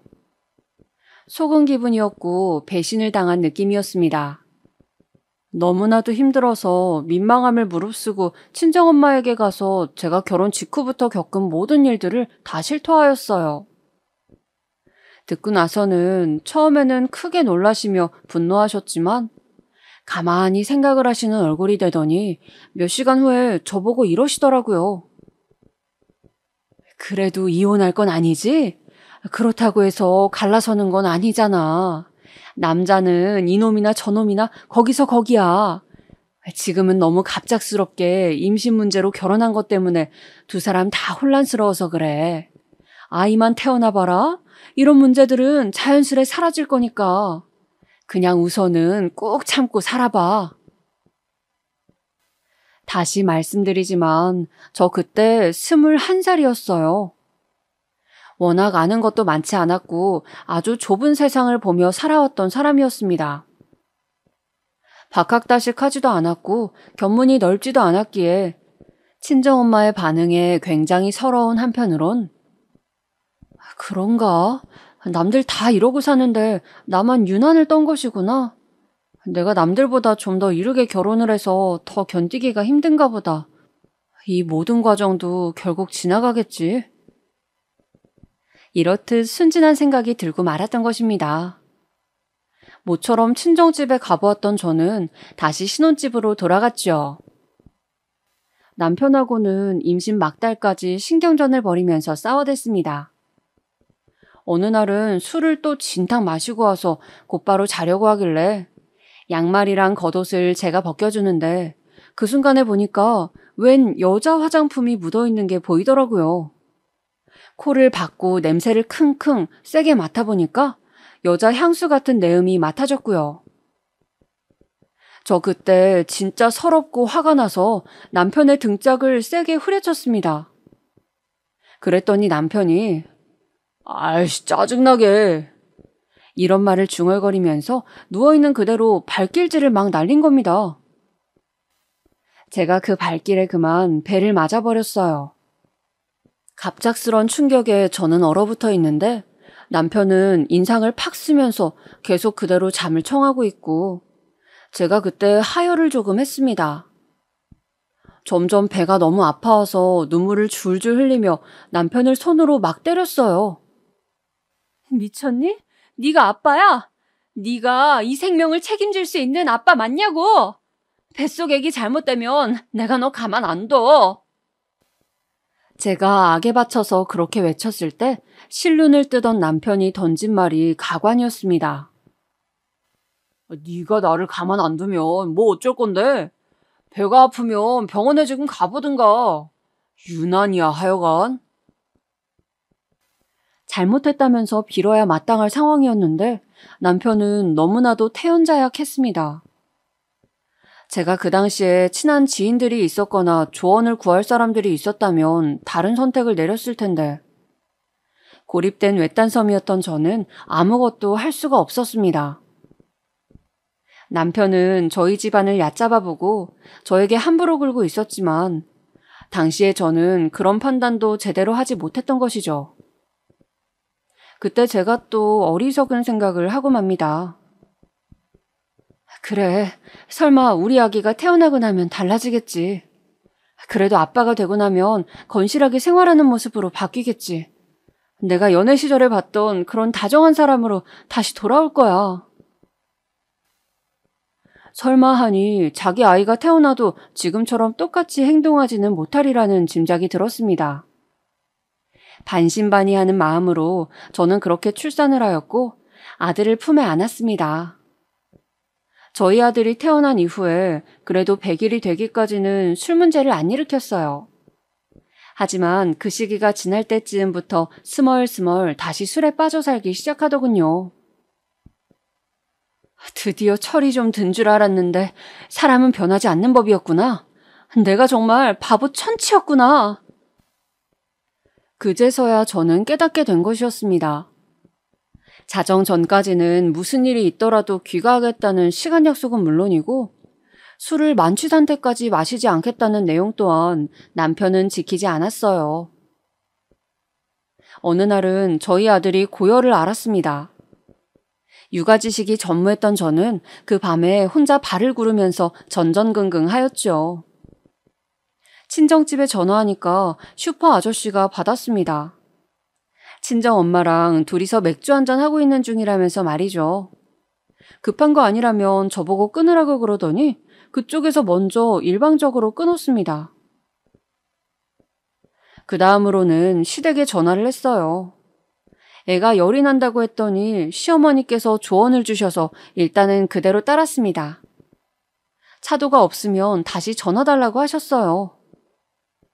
그 후로 저 혼자 아들을 보고 있는데 술에 취한 남편이 귀가하였습니다. 술 냄새를 풀풀 풍겨대면서 간신히 잠든 아들을 안아보려고 하길래 제가 못하게 막았어요. 우리 애기 한참 열 끓다가 이제 간신히 진정됐어. 그동안 나는 속이 타서 죽는 줄 알았고 오빠는 연락 두절이었지. 정말 지긋지긋해. 대체 내가 왜 이러고 살아야 돼? 딱 그렇게 말했다가 남편한테 오만쌍 욕을 다 들었습니다. 듣기만 해도 귀가 썩을 것 같은 욕을 저한테 퍼부으면서 차라리 나가 뒤지라고 하더군요. 남편은 식탁 의자를 한 개 부수고 나서야 성에 찼는지 자러 들어갔습니다. 술에 인격을 지배당한 남편, 시부모님도 다 알고 계셨습니다. 20살 때부터 줄곧 저려왔다고 시부모님께선 담담히 저에게 말씀하셨죠. 설마 그런 하자가 있는 아들이라서 땡전 한 푼 없이 몸만 시집온 나를 받아주신 것이었을까? 그런 시부모님의 고백 앞에서 저는 공포스러운 가정을 하고 있었습니다. 시부모님조차 남편에게 함부로 화를 못 내시더라고요. 잔소리를 하셔봤자 그냥 타이르는 수준이었죠. 이런 사람인 줄 모르고 결혼해서 살림 차린 제 처지가 비참했어요. 싱그러운 22살의 나이에 저는 초췌하고 신경이 곤두서 있는 애기 엄마가 되어 있었습니다. 그 사실만으로도 미칠 것 같았는데 남편이란 작자는 갈수록 답이 안 보였죠. 돈이라도 잘 벌어왔다면 얘기가 살짝 달라졌을까요? 남편은 직장인이었으나 안정된 직장은 아니었고 봉급도 적었습니다. 그마저도 다달이 보장되어 있는 액수가 아니었죠.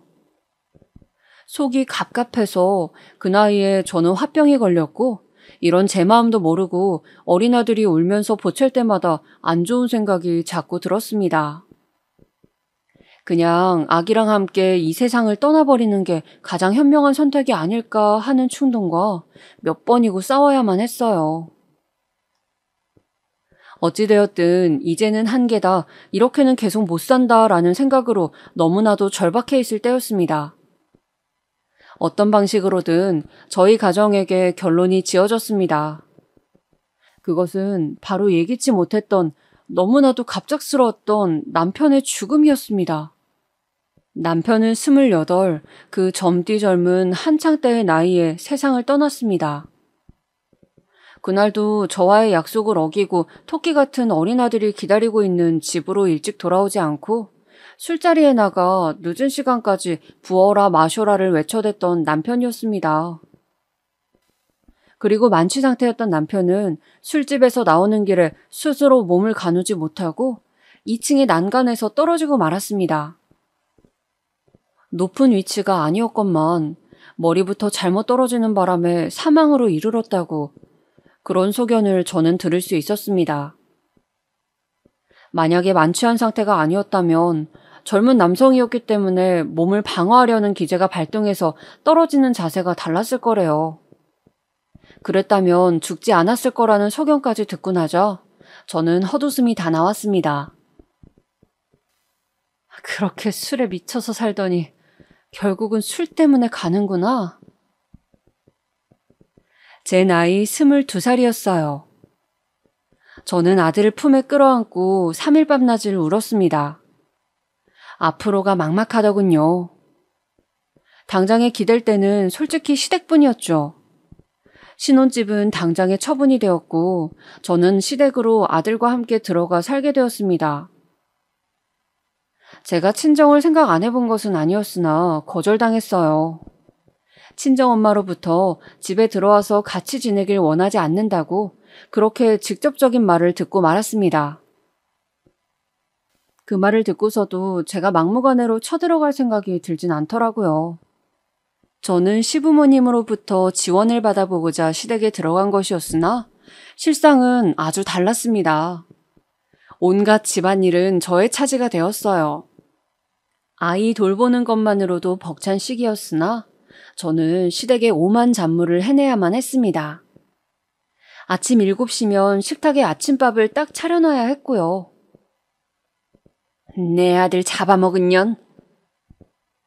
시어머니께서 TV를 보며 저 들으라고 중얼거리시는 말을 듣고도 애써 모른 척하며 지내야 했습니다.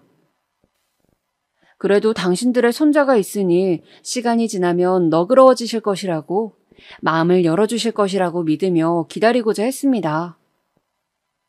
하지만 상황은 제가 예상한 대로 흘러가지 않았습니다. 시아버지께서 술을 끼고 사시더니 점점 그 정도가 지나치게 되었어요. 친정아빠가 술고래였던 모습을 보고 자랐던 것도 부족해서 남편을 술 때문에 잃어놓고는 이제는 시아버지마저 술에 넘어가 버리셨으니 저는 정말이지 미칠 지경이었습니다. 아버님, 오늘은 이만 드세요. 이러다가 진짜로 큰일 나신다고요. 뭐야? 내가 당장 병나발 못 부는 거 그게 바로 큰일이니까 상관하지 말어. 건방지게 나한테 이래라 저래라 말을 얹지 말란 말이야. 시아버지를 말려도 보고 달래도 보고 어떻게든 회유책을 써보았지만 소용없었습니다. 술 문제 때문에 시어머니랑 싸우시다가 시아버지께서는 끝내 손찌검도 날리셨죠. 안방에서 들려오는 그 소리에 저는 놀라서 아들의 귀부터 얼른 막았더랍니다. 술 때문에 판단력이 흐려지신 시아버지의 일상에는 당연히 차질이 생겼습니다. 어느 날은 갑자기 국한술을 뜨시더니 간이 안 맞는다면서 국그릇을 던져버리셨고 저에게 집안일을 왜 이따위로 하냐며 물건을 집어던지신 적도 있었습니다. 악화되는 상황 속에서 가장 난감하였던 것은 시어머니의 반응이었던 것 같아요. 이게 다 너 때문이다. 내 아들 그렇게 잡아먹고 이제는 내 남편까지 잡아먹으려고 들어? 얼마나 불운을 끌고 다녀야지만 만족할래? 어째서 저에게 탓을 돌리신 것인지 저는 슬슬 직장일을 알아보면서 돈을 벌 작정이었습니다. 그렇기 때문에 시어머니께서는 저한테 아들을 두고 나가라 하셨어요. 손자는 직접 키울 테니까 꼴보기 싫은 며느리는 이쯤에서 버리고 싶으시단 뜻이었습니다. 어머님, 안 돼요. 저희 아들, 저희 하준이만큼은 제가 내어드릴 수 없어요. 제가 엄마인데 누가 어떻게 하준이를 책임지고 키울 수 있다는 건가요? 쓸데없는 소리 하지 말고 너는 조용히 꺼지기나 해. 새 출발을 하든 말든 신경 안 쓸 테니까. 이거 원 부정 타서 더 이상 같이 살 수가 있어야 말이지. 시어머니께서는 저를 불행의 원흉으로 지목하셨고 저는 아들의 안위를 위해서라도 시댁에서 나가야 하는 상황에 놓이고 말았습니다. 결국 저는 제 의지와 상관없이 시댁에서 쫓겨났어요. 짐가방만 하나 달랑 던져준 채로 저한테 나가라고 하셨습니다. 저에게 갈 데라곤 친정밖에 없었죠. 그런데 집에 가보니까 슈퍼 아저씨가 계시더라고요. 저를 보자 머쓱해 하시면서 댁과 저희 친정집을 오가면서 지내고 계시단 말씀을 하였습니다. 친정엄마는 저를 보자마자 나가서 따로 살라고 말씀을 하셨죠. 엄마는 손자 얼굴 안 보고 싶어요? 내가 왜 혼자 쫓겨났는지 어떻게 된 상황인지 하나도 안 궁금한 거예요? 어떻게 그러실 수가 있어요? 네 인생 네가 알아서 살아야지. 다 커놓고 나서도 나한테 징징거리면 나는 어떡하니? 누가 너 보고 불쑥 임신해서 그런 결혼하라고 등을 떠밀었니? 그렇게 살라고 너한테 협박이라도 했어? 아니잖아. 오롯이 네 선택이고 네가 만든 결과물이잖아. 엄마는 말이지. 네 아빠 같은 등신하고 결혼한 게 나의 책임이었기 때문에 그걸 인정하고 참으면서 살았단다. 네 아빠가 죽기 전까지 이 엄마는 찍소리도 안 하고 살았어. 그건 너도 잘 알지? 그게 다 내 선택에 대한 책임이었던 거야. 너도 알아서 네 인생 책임지고 살려무나. 친정엄마는 냉정한 말을 쏟아내셨고 저는 약간의 돈을 지원받은 채 친정집에서 내쳐졌습니다. 그 돈으로 우선은 당장에 지낼 방부터 구했어요. 그리고는 바로 일을 시작했습니다. 어떤 업무인지 이런 복지 환경은 전혀 안 따졌고 그냥 일정선 이상의 봉급이 나오는 곳이면 좋겠어요. 아무런 생각 없이 일부터 그냥 했습니다. 반드시 돈을 모아서 지금의 생활에서 벗어나겠다는 일념 하나로 말이에요. 그렇게 첫 월급을 받고 난 이후 저는 시댁에 찾아갔습니다. 제 아들을 보기 위해서요. 하지만 문전박대를 당했습니다. 현관문 바로 앞에서 시아버지께서 담배를 피우시는 모습을 봤을 때부터 기분이 좋지 않았죠. 어린 손자가 뻔히 같이 사는데 담배를 피우시다뇨. 있어선 안 될 일이라 생각하면서 다가갔는데 술 냄새가 말도 못하게 진동하는 것입니다. 아버님, 제발 술이며 담배 좀 줄여주세요. 그게 전부 다 아이한테는 해악이라고요. 울컥해서 말씀드렸던 것인데 시아버지께서는 당장 제 머리채를 쥐시더군요. 잡힌 머리가 아파서 소리를 지르는데도 시아버지께서는 아랑곳하지 않고 저의 머리채를 잡으며 끌고 가셨습니다. 그리곤 시댁에서 조금 떨어진 곳에 저를 내팽개치셨죠. 귀찮게 찾아오지 말라는 말씀을 남기시곤 돌아서셨습니다. 그 짧은 문장을 뱉으시는데도 취해서 혀가 꼬이고 딸꾹질을 하시더군요. 참담하였습니다. 저런 집에 제 아들이 있다니. 일하는 곳에서 알게 된 어떤 언니에게 제 상황을 넌지시 알렸더니 깜짝 놀라면서 제 아들의 안전을 걱정하였습니다. 얘, 그거 알코올 중독 아니니? 알코올 중독? 술에 중독되었다는 뜻이에요? 너 설마 알코올 중독이 뭔지 몰랐던 거야? 들어보니까 알코올 중독이구만. 그건 치료도 힘들다더라. 폭언에 폭력까지 쓰는 상황이면 기대하지 않는 게 좋아. 심해지면 더 심해졌지. 너는 그냥 네 아이나 빨리 구출해오는 게 답이야. 그 집에서는 그대로 있다간 자칫하다가 잘못될 수도 있고. 운이 좋아서 자라나봤자 엉망으로 클걸? 뻔하지, 안 그래?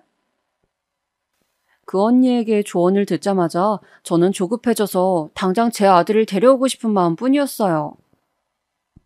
이 세상에 제가 탄생시킨 저의 분신이었으니 저는 제 아들의 존재만으로도 위안을 얻고 있었던 것일지도 모르겠습니다. 늘 마음 기댈 때가 필요했던 저였으니까요. 그렇게 저는 제 아들을 데려오기 위해 전전긍긍하며 시댁을 맴돌았고 기회를 엿보다가 드디어 실행에 옮길 수 있었습니다. 시아버지께서 취하신 채로 시어머니와 싸우셨는데요. 그 바람에 시어머니께서 잘못 넘어지셔서 한쪽 팔에 기부스를 하셨어요. 저는 두 분 중에서 아무도 제 아들을 돌볼 수 있는 상황이 아님을 강력하게 주장할 수 있었습니다. 가까스로 제 아들을 시댁에서 데리고 나왔고 제가 사는 단칸방에서 키우기 시작했어요. 시어머니께서는 몇 달 후에 당신의 손자를 되찾으시겠다면서 저에게 길길이 날뛰셨지만 그런 시어머니의 시선을 돌리는 엄청난 사건이 벌어졌답니다. 바로 결혼하셨던 아주버님께서 몰래 한국을 떠나신 것이었어요. 저에겐 형님 되셨던 아주버님의 아내분 집안에서 시댁 같은 곳을 절대 용납할 수 없다고 했었나 봐요.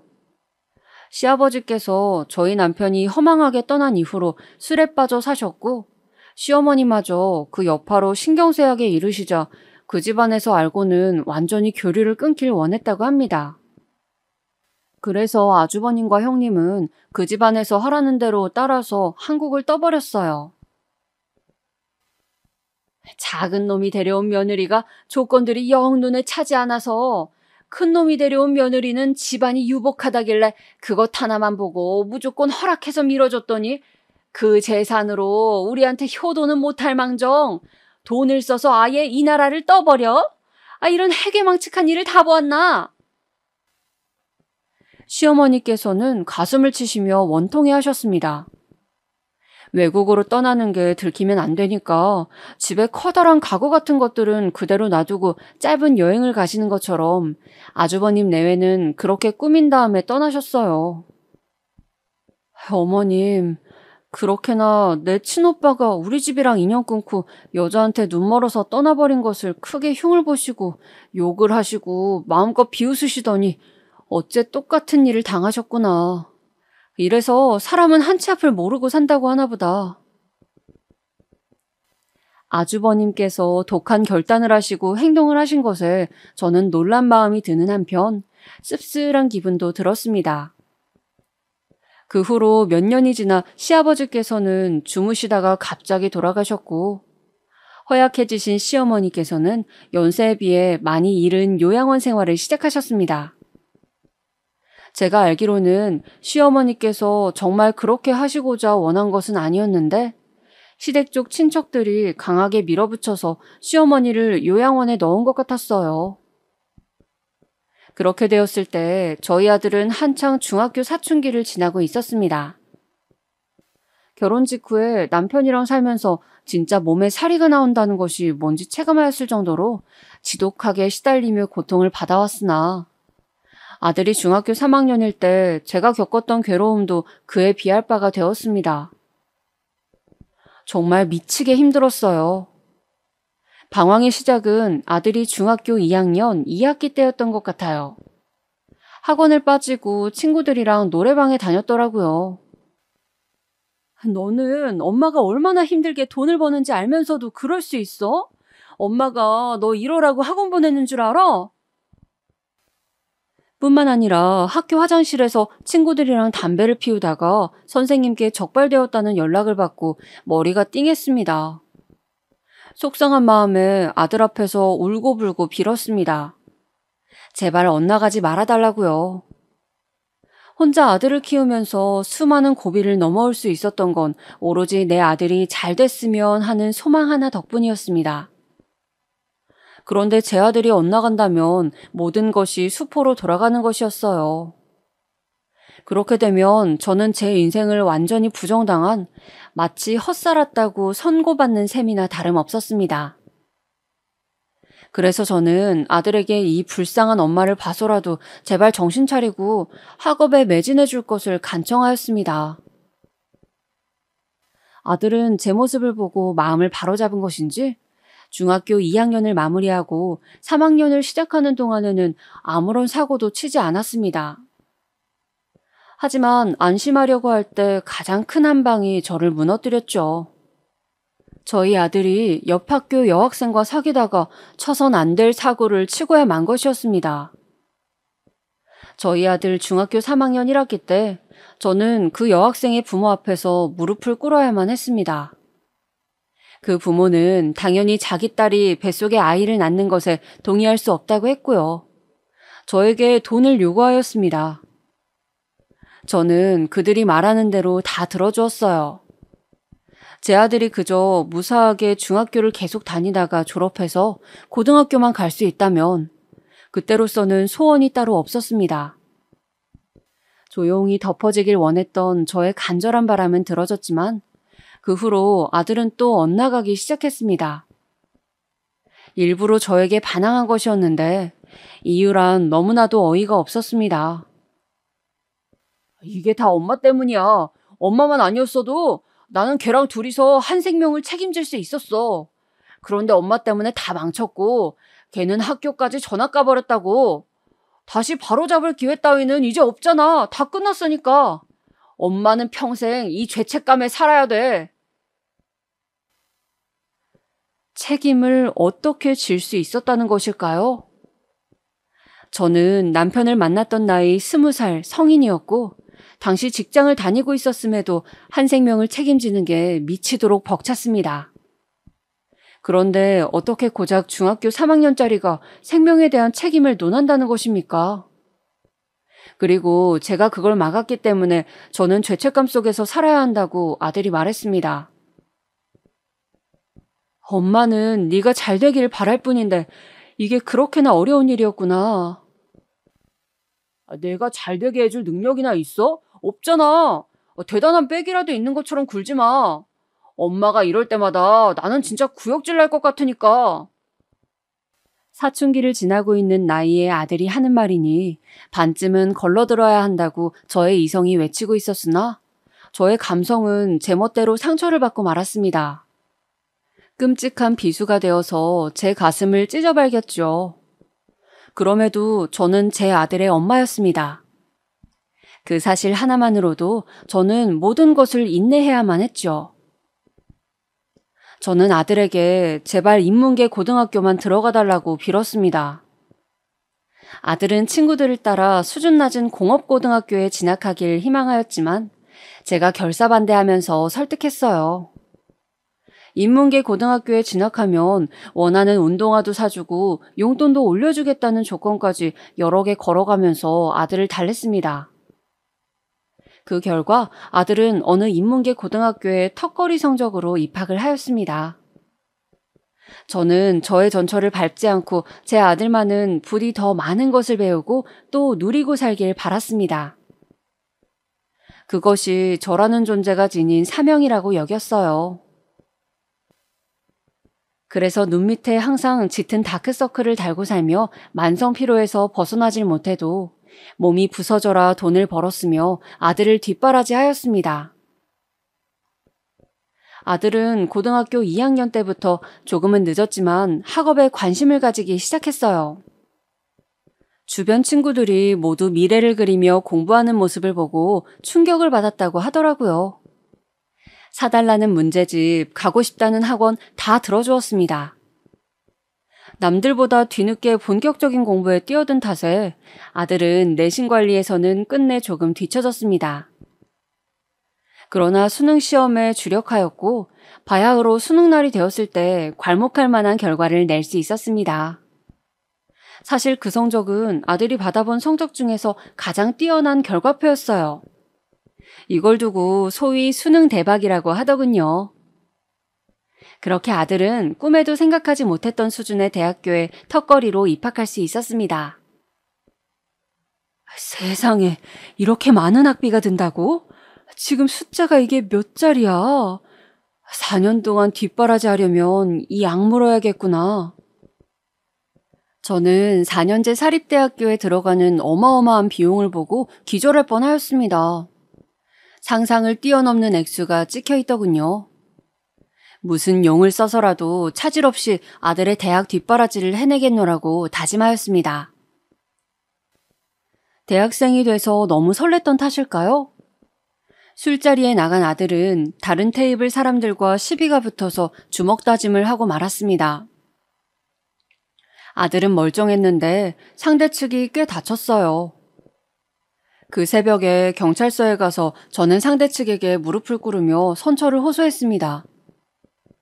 제 아들을 고소하겠다는데 어떤 엄마가 그래라고 할 수 있겠어요. 무조건 손이 발휘되도록 빌었습니다. 어마어마한 돈을 상대 측에게 물어주고 제 아들은 아무런 혐의 없이 그 사건에서 벗어날 수 있었어요.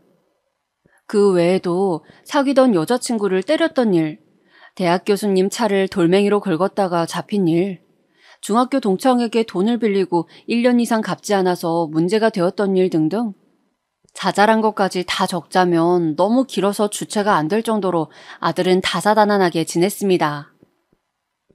저는 허리가 휘는 수준이 아니었죠.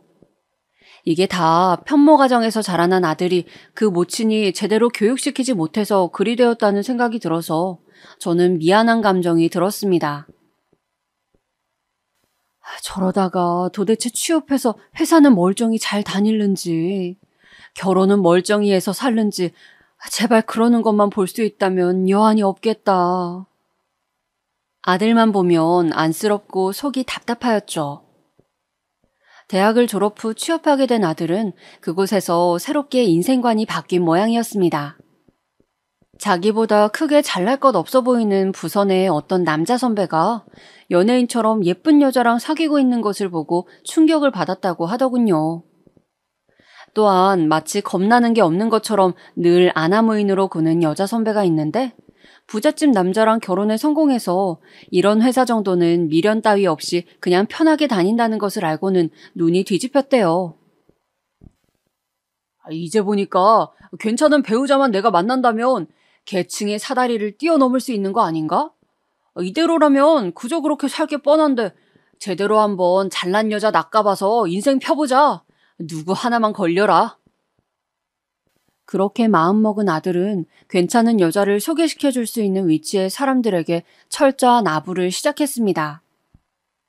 그리고 소개를 받고 나면 그 상대들에게 계략적으로 순하고 착하고 헌신적인 성격인 척 연기를 하였습니다. 걸려든 상대들 중에서 아들이 가장 마음에 들어한 상대는 대형 병원에서 인턴으로 근무하고 있던 의사였습니다. 도시락까지 싸다 바치면서 그 의사에게 구애를 해댔고 결국 1년 만에 결혼에 꼴이 날 수 있었어요. 솔직히 남자 소개는 많이 들어왔는데 하준 씨를 선택한 건 그 순수한 마음 때문이었어요. 늘 도시락을 손수 싸다주는 정성에도 감동했고요. 돈 많은 남자, 잘난 남자도 좋지만 하준 씨처럼 오로지 저만을 바라보는 지고지순한 남자가 더 좋다는 걸 알게 됐죠. 제게 그렇게 말하는 의사 며느리 앞에서 저는 차마 그 도시락들 내가 만든 거였다고 밝힐 수 없었습니다. 제가 오래 살았던 집이 재개발 철거 예정 지역이었기 때문에 아들의 결혼에 맞춰서 저는 최장 1년을 보고 아들 부부와 우선은 같이 살기로 하였습니다. 인턴이라서 병원 일을 한창 배우고 있는 며느리가 워낙 바쁘기 때문에 차라리 제가 같이 살아준다면 집안 살림에 도움을 받을 수 있다는 두 사람의 계산이었죠. 저는 순순히 집을 처분하고 아들 부부와 살았습니다. 내 아들이 결혼을 하다니, 내가 의사 며느리를 뒀다니 이게 정말 꿈이 아니구나. 이제야 실감이 나. 저는 아들 부부의 집에서 살림을 하며 소소한 행복을 느꼈습니다. 그런데 제가 한 집에서 살면서 관찰을 해보니 아들이 며느리에게 너무 설설 기더군요. 대화를 하다가도 며느리가 안색이 나빠지면 바로 말을 중단하고 그 눈치를 살피기 바쁜 모습에 저는 황당하기도 했고 안쓰럽기도 했습니다.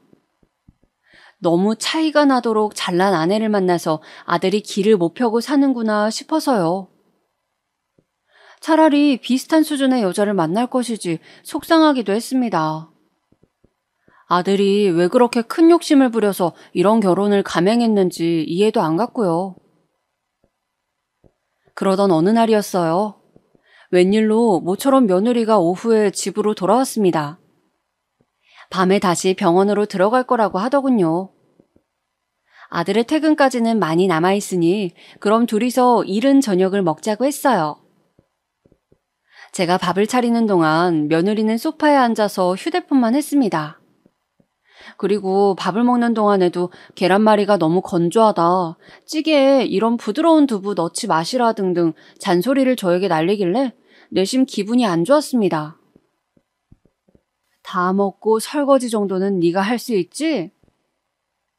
그래서 제가 처음으로 며느리에게 뭔가를 지시해봤습니다. 며느리의 표정이 안 좋았는데 그러면서 그냥 고개를 끄덕이더라고요. 며느리가 설거지를 다 마쳐가는 동안에 아들이 귀가하였습니다. 저는 거실 구석에서 물걸레질을 하고 있었고요. 아들은 오자마자 며느리가 설거지를 했다는 사실에 깜짝 놀라더군요. 엄마가 하게 두지 왜 자기가 설거지를 했어? 아들이 그렇게 외치니까 며느리가 입술만 삐죽거리더라고요. 그러고 난 다음이었습니다. 며느리가 다시 병원에 들어가 볼 시간이 되었을 때 아들에게 뭐라고 속닥거리더니 집을 나섰습니다.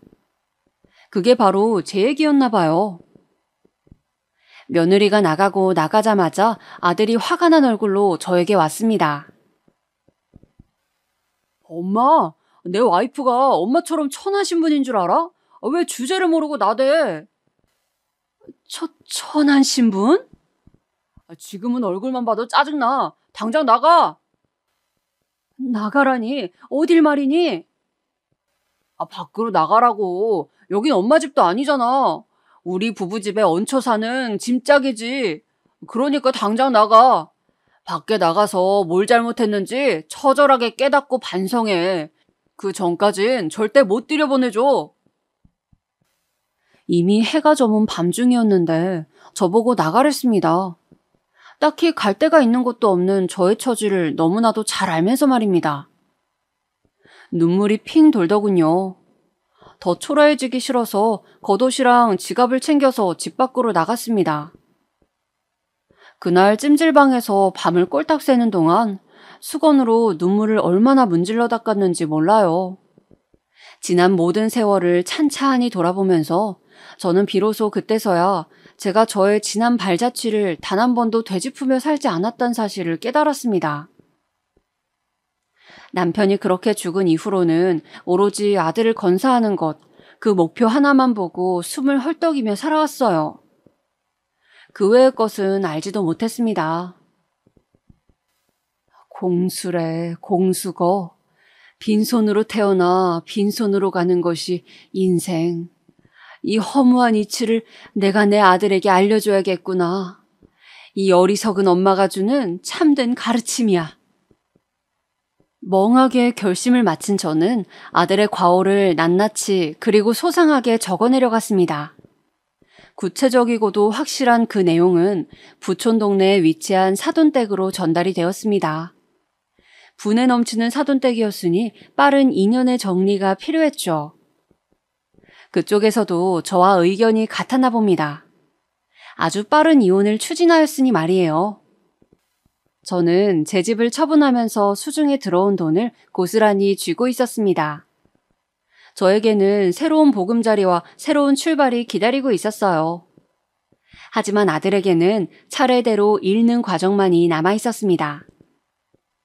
이혼당해서 맨몸으로 쫓겨난 후 아들은 갈 곳도 없었죠. 연락두절이 된 자기 엄마를 찾지도 못한 채 어영부영 회사를 다니다가 그곳에서도 결국 나왔습니다. 의사를 소개시켜준 인맥이 그 회사에 있었거든요. 더러운 과거의 행실을 숨기고 순수한 척 연기를 해서 결혼까지 해냈다는 소문이 그 회사에 파다하게 퍼졌고 아들은 버틸 수가 없었던 거예요. 제 손으로 아둥바둥 키워낸 제 아들을 다시 제 손으로 저는 끌어내리고 말았습니다. 그 후로는 정말 무념무상으로 지내고 있네요.